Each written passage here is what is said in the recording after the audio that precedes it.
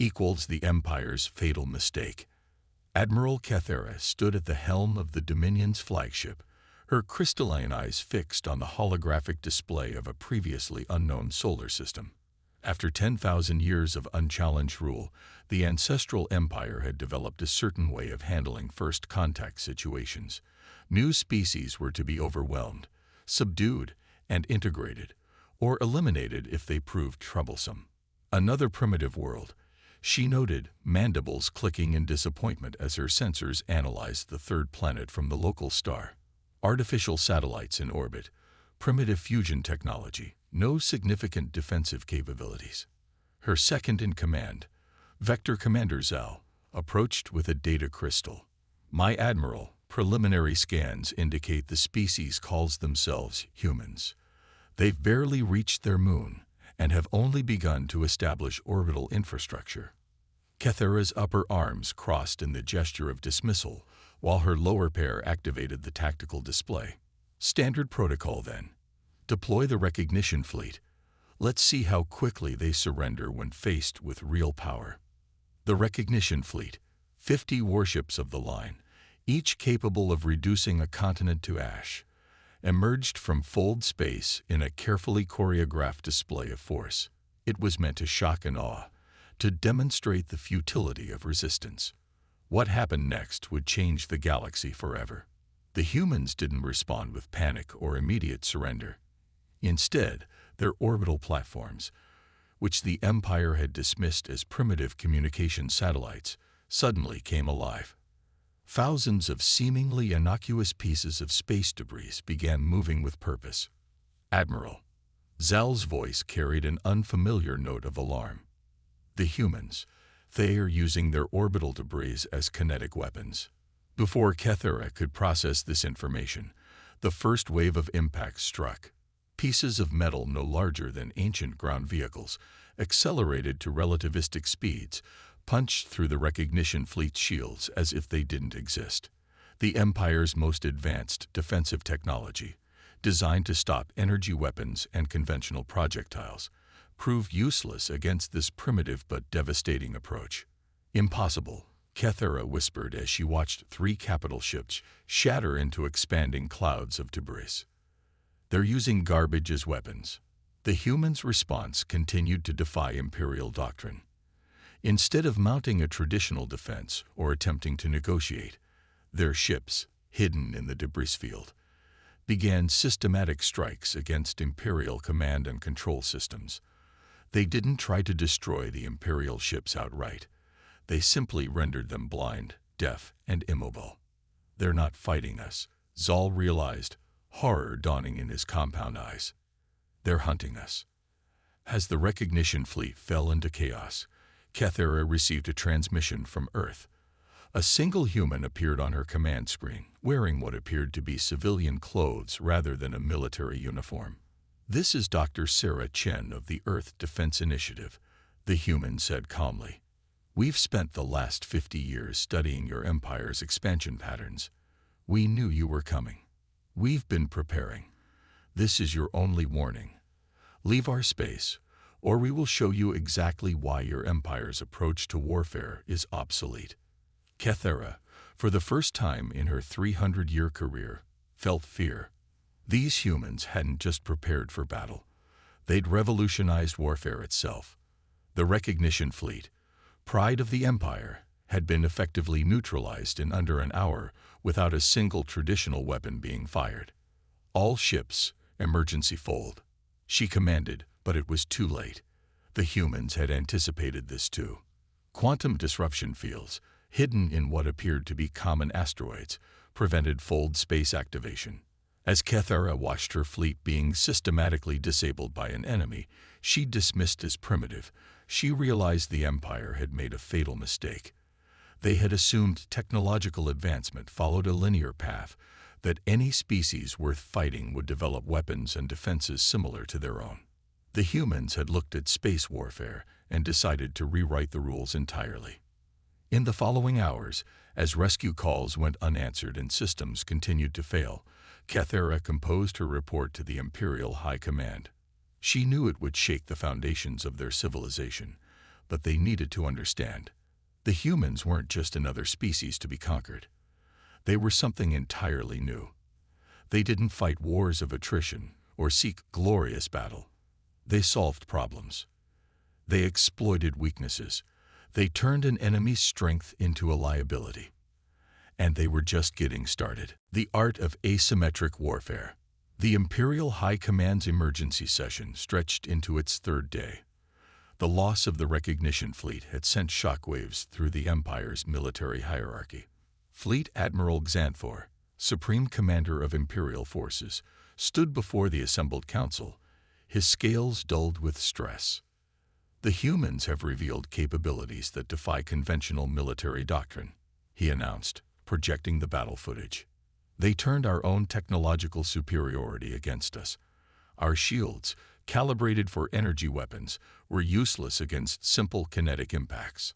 Our fold drive technology, the backbone of our military supremacy, was negated by primitive gravitational distortion fields." In the shadows of the council chamber, strategic analyst Maya Rodriguez smiled.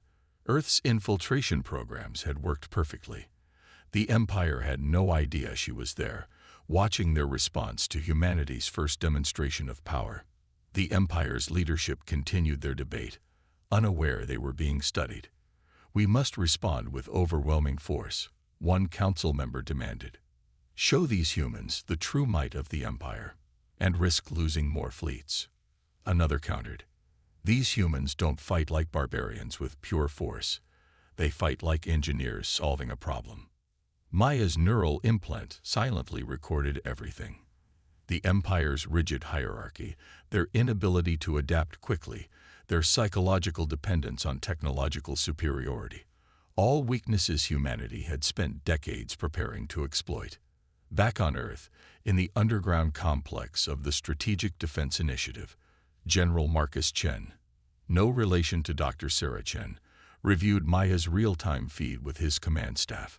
"The Empire's making exactly the mistakes we predicted," he noted, studying their reaction patterns. "They're trying to find a technological solution to what they see as a technological problem. They still don't understand what they're really facing." Dr. Elena Volkov, head of psychological warfare, nodded in agreement. "They believe in linear progression. That warfare evolves from spears to guns to energy weapons. They can't grasp that humanity took a different path entirely. For 50 years, since first detecting the Empire's expansion, humanity had prepared, but not by trying to match the Empire's technology. Instead, they had developed in directions the Empire would never expect. Quantum-entangled communication systems hidden in what looked like primitive radio satellites, swarms of self-replicating nanobots disguised as space debris, gravity manipulation technology that appeared to be simple mining operations. "The Empire thinks technology equals advancement," General Chen said, watching the Council's deliberations through Maya's feed. "They don't understand that humanity's greatest weapon isn't our tools, it's our ability to think differently." As if to prove his point, the Empire's response came exactly as predicted.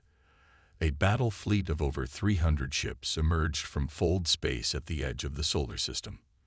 This time, they were equipped with enhanced shields calibrated for kinetic impacts and detectors for hidden weapons platforms. They had prepared for humanity's previous tactics, but humanity had already moved on. Dr. Volkov activated the quantum communication array. "All units, execute Operation Looking Glass."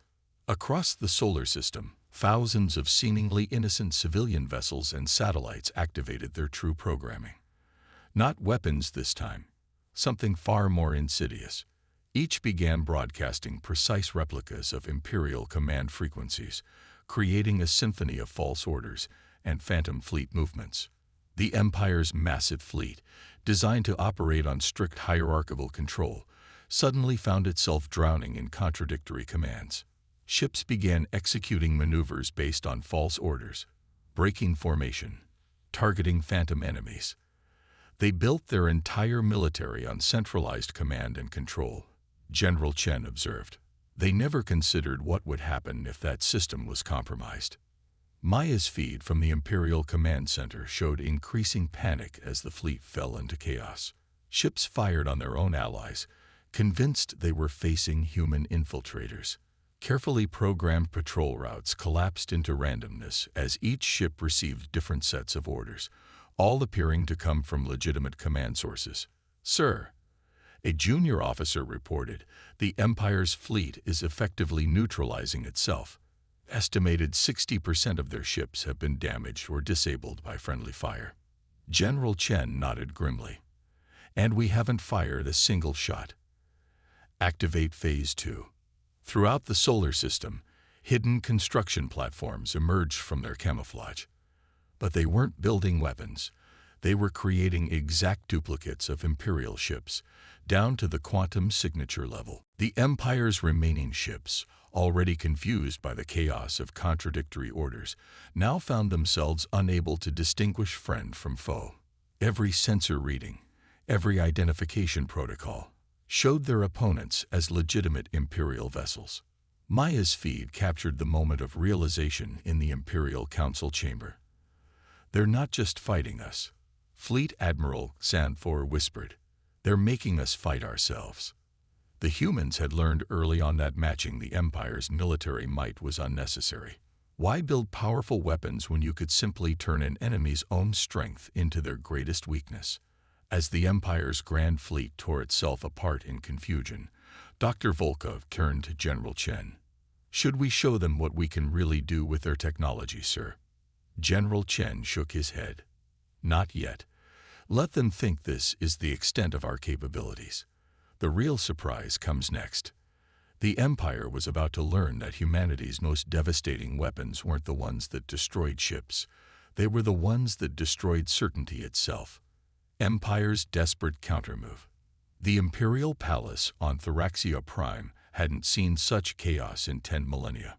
Emperor Vexthal, supreme ruler of 1,000 systems, watched in mounting horror as reports of fleet losses continued to pour in. The humans weren't just defeating Imperial forces. They were systematically dismantling the very foundations of Imperial power. "Impossible," he muttered, his crystalline crown vibrating with stress frequencies. "How can a species that hasn't even colonized its own system bring us to this point?" High technologist Rinza, recently promoted after her predecessor's execution for failing to predict human capabilities, approached the throne cautiously. "Your eternal radiance, we've completed our analysis of human warfare methodology." "They are unprecedented." "Explain," the Emperor demanded. Rinza activated a holographic display showing human battle tactics. "The humans don't view warfare as we do. Where we see military might as the ultimate expression of power, they treat it as a complex engineering problem to be solved. They don't try to overpower our technology. They find ways to make it irrelevant." In Earth's Strategic Command, Maya Rodriguez's neural feed continued transmitting the Imperial leadership's growing desperation. General Chen and his team watched with grim satisfaction as the Empire began to grasp the true nature of their predicament. "They're about to try something desperate," Dr. Volkov predicted, analyzing the emotional patterns in the Emperor's voice. "Their entire civilization is built on the assumption of technological superiority. They can't accept being outmaneuvered by what they consider a primitive species." She was right. Emperor Vexthal had authorized the unthinkable deployment of the Worldbreaker fleet, planet-destroying weapons that hadn't been used since the Empire's founding wars. "Let's see how clever these humans are," the Emperor declared, "when their homeworld is reduced to atomic ash." The Worldbreaker fleet emerged from Fold space with unprecedented ceremony. Each of its 12 ships carried enough firepower to shatter a planet's core. Their very appearance was meant to inspire terror. Massive constructs of dark matter and negative energy, defying the laws of physics as lesser races understood them. But humanity had prepared for this too. Dr. Sarah Chen, who had delivered humanity's first warning to the Empire, stood before the United Earth Defense Council. "The Empire's Worldbreaker fleet operates on principles we discovered and abandoned centuries ago," she explained. "They never considered that we might have found better alternatives." As the Worldbreaker fleet approached Earth, humanity revealed its most carefully hidden technological advancement. Thousands of quantum field generators, disguised as simple weather satellites, activated simultaneously. The space around Earth shifted, not in the crude way of imperial fold technology, but with subtle manipulation of fundamental forces. The Worldbreaker fleet's weapons, designed to tear planets apart at the atomic level, found themselves operating in a region of space where the very laws of physics had been locally rewritten. Their dark matter containment fields collapsed. Their negative energy matrices imploded. In Earth's strategic command, General Chen watched the Empire's supreme weapons destroy themselves. "They never understood," he said quietly. "We didn't avoid developing certain technologies because we couldn't. We avoided them because we found better ways." Maya's feed from the Imperial Palace captured the moment of horrified realization. The Emperor watched his unstoppable fleet tear itself apart, victims of humanity's deeper understanding of universal laws. "How?" he demanded. "How can they be so far ahead of us in some areas while appearing primitive in others?" High technologist Rinza's answer shook the foundations of imperial doctrine. "They didn't follow our path of development, Your Radiance. While we focused on perfecting known technologies, they explored fundamental principles we never questioned. They don't think like us. They don't fight like us. And we don't know how to fight them." In the shadows of the Imperial Palace, Maya smiled. The Empire was finally beginning to understand, but their realization came too late. Humanity hadn't just prepared for this war. They had spent generations preparing to revolutionize the very nature of warfare itself. As the remnants of the Worldbreaker fleet drifted in space, Dr. Chen addressed the Defense Council again. "The Empire built its power on technological terror. We built ours on understanding. They tried to master the universe through force. We learned to work with its fundamental laws." The stage was set for humanity's final revelation, one that would reshape the galaxy forever. Breaking the unbreakable. The imperial capital world of Theraxia Prime was experiencing something it hadn't known in 10,000 years. Fear. Not the abstract fear of distant threats, but the visceral terror of imminent defeat. Humanity had not just survived the Empire's ultimate weapons, they had rendered them obsolete. Admiral Kethera, now leading the capital's defense fleet, watched the tactical displays with growing unease. The humans weren't attacking in the traditional sense. They were simply appearing everywhere. Their ships phased into existence inside Imperial defense grids, bypassing centuries of carefully layered fortifications. "They're using our own fold space technology against us," she realized. "But they've perfected it beyond anything we thought possible." In the command center of the Earth ship Prometheus, Fleet Commander James Chen, Dr. Sarah Chen's brother, coordinated humanity's advance. "The Empire built their defenses assuming enemies would attack from outside," he observed. "They never considered we could simply step through their walls." Humanity's ships, reverse-engineered from captured Imperial technology, but enhanced with Earth's understanding of quantum mechanics, moved through space in ways the Empire had never imagined. They didn't just fold space, they rewrote its local properties, creating corridors of altered physics through which they could move freely. "Multiple Imperial fleets converging on our position," reported Lieutenant Maria Santos, tactical officer of the Prometheus. "They're trying to box us in using traditional containment strategies." Commander Chen smiled. "They still don't understand. Show them our latest innovation." The human fleet, instead of evading or engaging the Imperial forces, simply shifted, not through space, but through dimensional phases. The Empire's ships found themselves firing at enemies that existed in slightly different layers of reality, their weapons passing harmlessly through targets that were simultaneously there and not there. In the Imperial Palace, Maya Rodriguez continued her covert observation as panic spread through the leadership. Her neural feed captured the moment the Empire truly began to comprehend the scope of their miscalculation. "These humans," high technologist Rinza explained to the Emperor, her voice trembling, They didn't just master our technology. They understood its underlying principles and took them in directions we never imagined. Our greatest achievements are merely their starting points. The Emperor watched as another defense fleet was systematically disabled, not destroyed, but rendered helpless by human ships that could selectively exist in multiple phases of space-time simultaneously. How do we fight an enemy we cannot even properly perceive? He demanded. But humanity wasn't interested in mere military victory. As Imperial defenses crumbled, Dr. Elena Volkov initiated the final phase of Earth's strategy. Quantum-entangled communications arrays, hidden throughout Imperial space, began broadcasting directly to every world under Imperial control. The message was simple. Humanity offered cooperation, not conquest. They demonstrated their superior understanding of universal principles not to dominate, but to show the possibility of advancement beyond the Empire's stagnant technological plateau. We could destroy you. Dr. Sarah Chen's message echoed across Imperial frequencies. Instead, we offer to teach you. Your empire is built on the assumption that power comes from domination. We built our civilization on the understanding that true power comes from comprehension.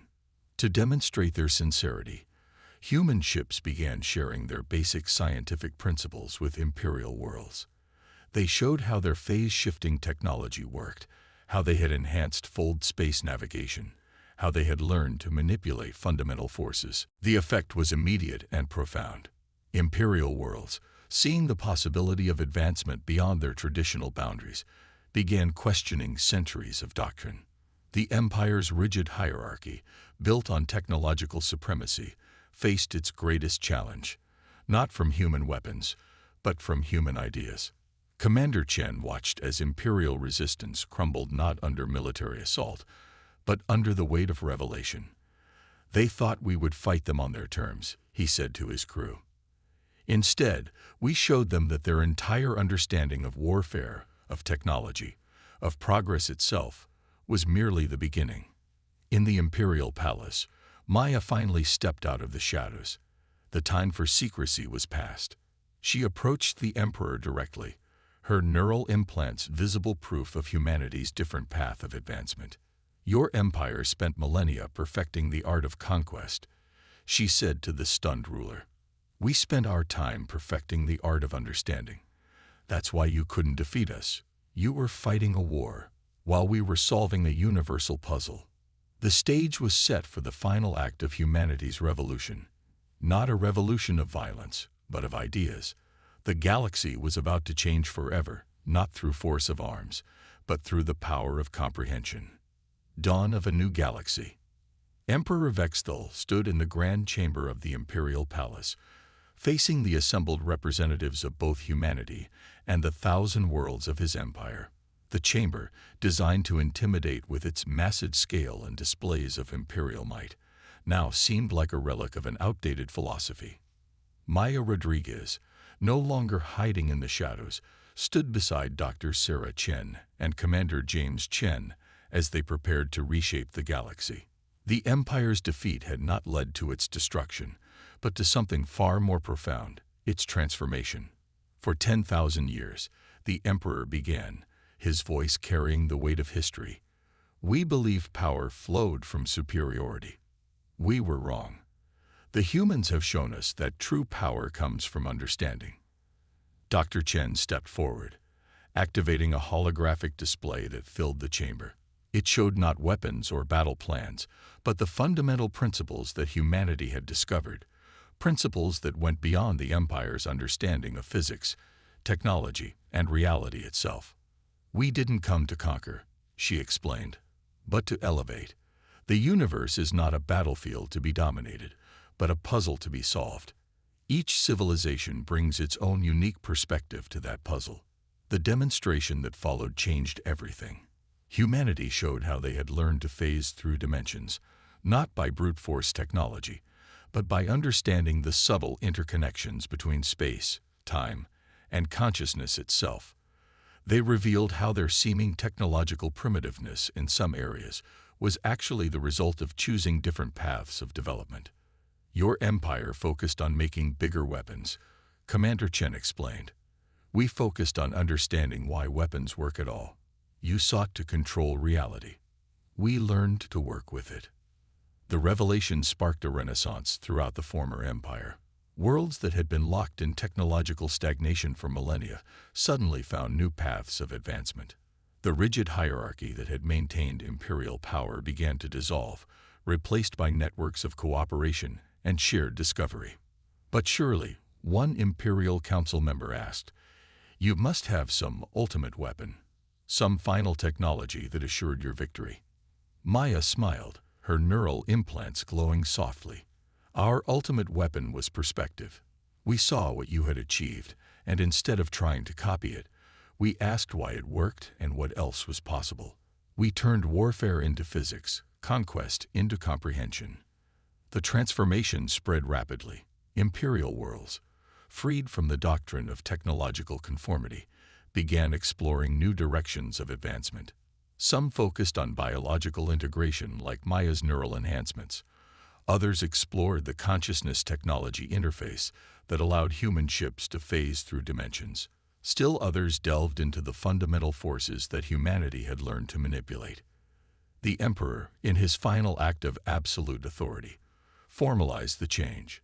The ancestral empire would become the Galactic Cooperative, with Earth as a key member, but not its ruler. Each world would be free to pursue its own path of advancement, sharing discoveries and building upon each other's insights. We thought we were the pinnacle of advancement, high technologist Rinzet admitted, but we were simply one set of climbers on one particular peak. The humans showed us there was an entire mountain range we hadn't even seen. As the chamber erupted in discussion and planning, Dr. Elena Volkov turned to General Chen, who had just arrived from Earth. "Was this your plan all along?" she asked. "Not to defeat them, but to transform them." The general watched as former enemies became passionate collaborators, sharing ideas and possibilities. "We learned long ago that victory through force just creates new enemies.